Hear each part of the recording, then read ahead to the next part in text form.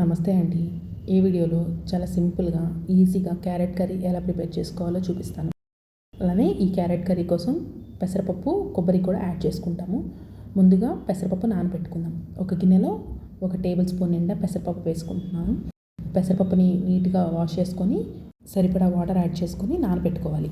అలానే ఈ పెసరపప్పుని మనం కర్రీ ప్రిపేర్ చేసుకునే 1 అవర్ ముందు నానబెట్టుకోవాలి. కర్రీ కోసం క్యారెట్స్ని తీసుకుంటున్నాను. ఇవి ½ కిలో కంటే తక్కువగా ఉన్నాయి. ఈ క్యారెట్స్ని వాష్ చేసుకొని పీల్ చేసుకొని చిన్న ముక్కలుగా కట్ చేసుకోవాలి. నేను ఇక్కడ ముక్కలు కట్ చేయడం ఏమీ చూపించట్లేదు. మీరు ఎంత సైజులో క్యారెట్ ముక్కల్ని తినడానికి ఇష్టపడతారో అంత సైజు కట్ చేసుకోండి. నేనైతే చిన్న సైజు ముక్కలుగా కట్ చేసుకున్నాను. ఇప్పుడు కర్రీ కోసం ప్యాన్ పెట్టుకొని ఆయిల్ యాడ్ చేసుకుంటున్నాను. ఆయిల్ హీట్ అయిపోయిన తర్వాత మినపప్పు, ఆవాలు, జీలకర్ర వేసి కొంచెం ఫ్రై చేసుకోవాలి. జీలకర్ర చిటపటలాడిన తర్వాత ఎండుమిరపకాయలు, కొంచెం కరివేపాకును కూడా యాడ్ చేసుకోవాలి. అలానే 2 చీలికలు చేసి పెట్టుకున్న పచ్చిమిరపకాయలను కూడా యాడ్ చేస్తున్నాను.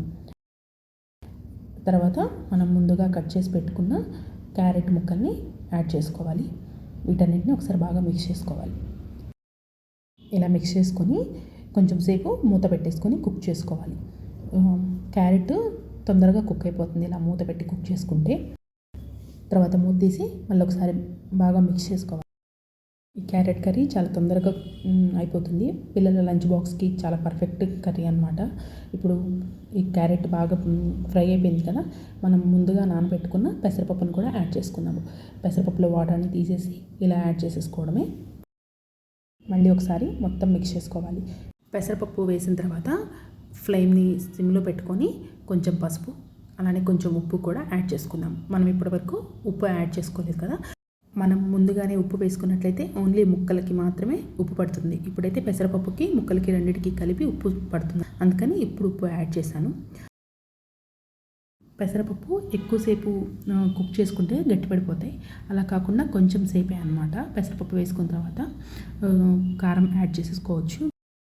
నేను ఇక్కడ కొబ్బరి వెల్లుల్లి కారం వాడుతున్నాను. ఈ కారం రెసిపీ కావాలంటే ఆల్రెడీ మన ఛానల్లో ఉంది, ఒకసారి చెక్ చేయండి. ఇప్పుడు కొబ్బరి తురుముని యాడ్ చేసుకుందాము.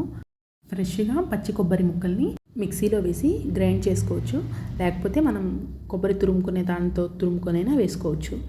ఇప్పుడు కొబ్బరి అన్నీ వేసుకున్న తర్వాత ఒకసారి బాగా మిక్స్ చేసుకుందాము. దాదాపు మన కర్రీ అయితే రెడీ అయిపోయింది. క్యారెట్ కర్రీ రెడీ అయిపోయింది కదా. ఈ కర్రీ పిల్లల లంచ్ బాక్స్లోకి ఎర్లీ మార్నింగ్ ప్రిపేర్ చేసుకునేటప్పుడు చాలా సింపుల్గా తొందరగా అయిపోతుంది. చూసారు కదండి ఈ వీడియో. మీకు ఈ వీడియో నచ్చినట్లయితే please like, share and subscribe to my channel. Thank you.